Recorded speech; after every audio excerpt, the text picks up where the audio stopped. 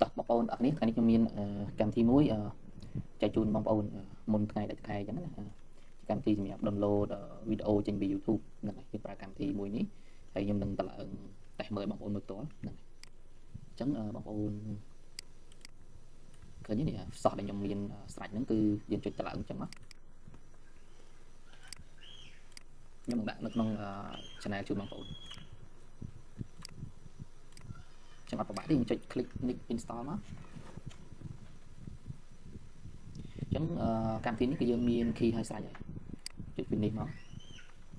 ចឹងកន្លែងនេះគេចង់ឲ្យយើងចេញ skip set update ចឹងកន្លែងនេះគេចង់ឲ្យយើងដាក់ជាមួយនឹងឈ្មោះចឹងយើងដាក់ឈ្មោះក៏បានដែរខ្ញុំដាក់ឈ្មោះបែបនេះ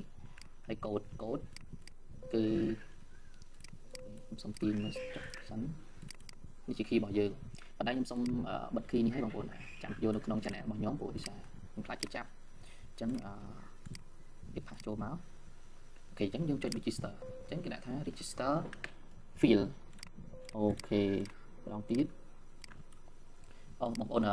field ឯសារនេះលើពាក្យ key នេះខ្ញុំ copy លើចឹង register នេះ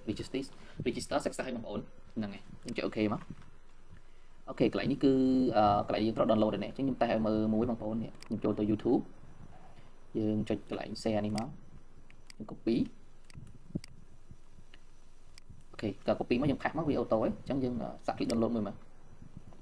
អូខេដល់ហើយបងប្អូននេះនៅកន្លែងនេះចាំពេលពេញចាំខ្ញុំបើកឲ្យបងប្អូនមើលចឹងលឺយឺតឬលឿនវាអាស្រ័យទៅលើអ៊ីនធឺណិតរបស់បងប្អូនចឹងណា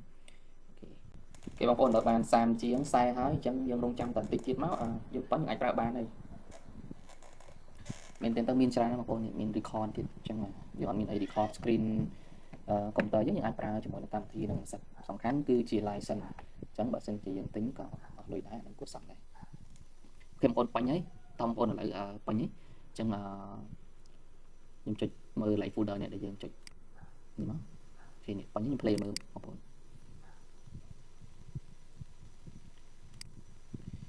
អូខេ